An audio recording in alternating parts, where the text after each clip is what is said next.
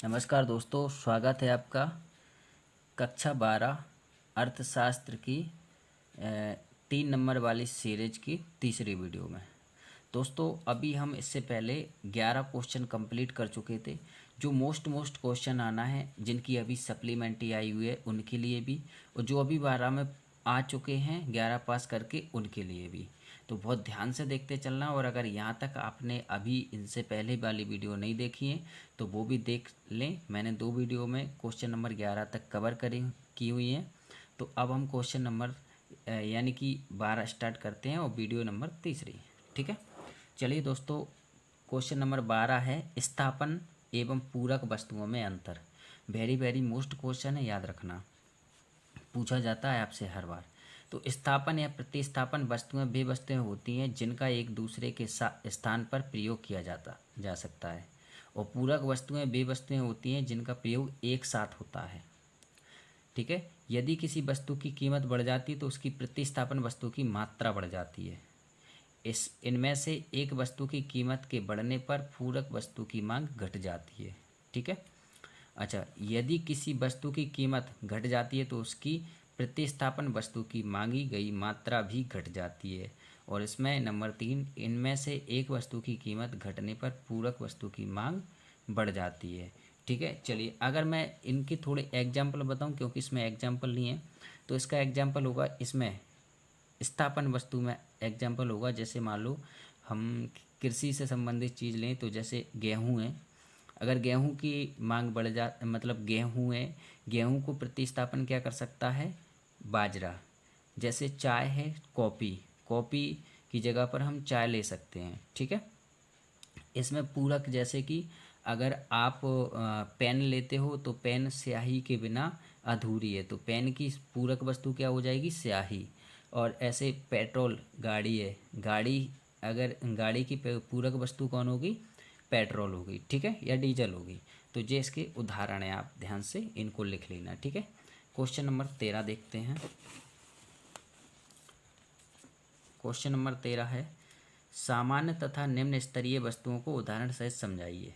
ठीक है, चलिए, इसका और कुल उपयोगिता का सूत्र भी दीजिए। आंसर देखते हैं। उपभोक्ता की आय बढ़ने पर जिस वस्तु की मांग बढ़ती हो तथा उपभोक्ता की आय कम होने पर जिस वस्तु की मांग कम होती है वह सामान्य वस्तु कहलाती है।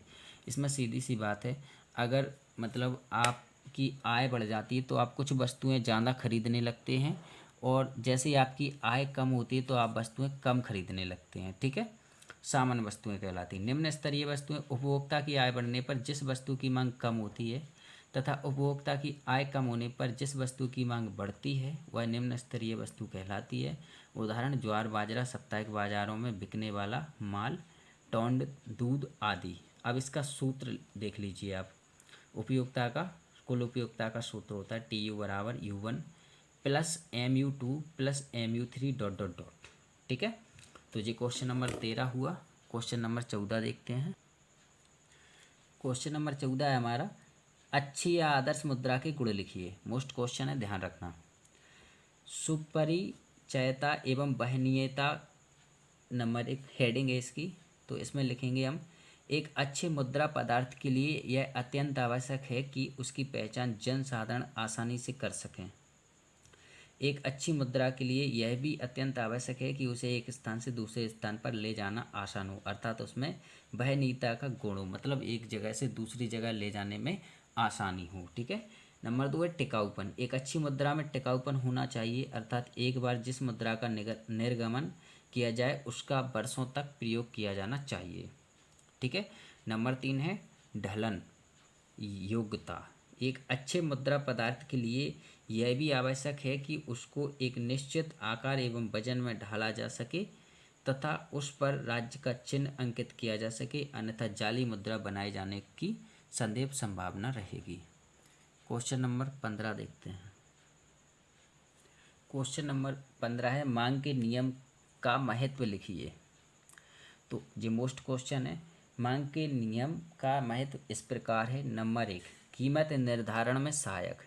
एक व्यापारी को अपनी वस्तु की कीमत निर्धारित करने के लिए मांग के नियम को ध्यान में रखना पड़ता है, जिसके आधार पर यह जान सकता है कि एक निश्चित सीमा तक किसी वस्तु की कीमत बढ़ने पर उनकी मांग किस सीमा तक गिरेगी, तथा एक निश्चित सीमा तक किसी वस्तु की कीमत घटा देने पर उसकी मांग किस सीमा तक बढ़ेगी। ठीक है, चलिए दूसरी हेडिंग देखते हैं। दूसरी हेडिंग है आपका करारोपण में सहायक। मांग के नियम का अध्ययन वित्त मंत्री के लिए बहुत सहायक सिद्ध होता है। यदि किसी वस्तु पर कर बढ़ाने से इस सीमा तक कीमत बढ़ जाती है कि उसकी मांग में उल्लेखनीय कमी हो जाएगी तो ऐसी दशा में कर लगाना उचित नहीं होगा। अतः यह नियम वित्त मंत्री के करारोपण में मार्गदर्शन करता है। ठीक है। नंबर 3, कृषकों के लिए महत्व। अच्छी तथा बुरी फसलों का कृषकों की आर्थिक स्थिति पर प्रभाव पड़ता है। यदि फसल अच्छी है और मांग में वृद्धि नहीं होती तो उत्पाद की कीमत बहुत गिर जाएगी। ऐसी दशा में अच्छी फसल का लाभ कृषकों को नहीं मिलेगा। इसके विपरीत दशा में कृषकों को लाभ होगा। ठीक है, तो ये हमारे क्वेश्चन नंबर 15 तक कंप्लीट हो चुके हैं। दोस्तों, ये हमारे 3-3 नंबर के क्वेश्चन कंप्लीट हो गए। अगर यहाँ तक वीडियो आपको अच्छी लगी है तो वीडियो को लाइक कीजिए, चैनल पर नए हैं तो सब्सक्राइब कीजिए, और जिस भी भाई के दोस्त वगैरह की सप्लीमेंट्री आई हुई है तो वो उसको ज़रूर बता दे ताकि उसको भी फ़ायदा हो जाए और वो अच्छे से नंबर से पास हो जाए। ओके, धन्यवाद।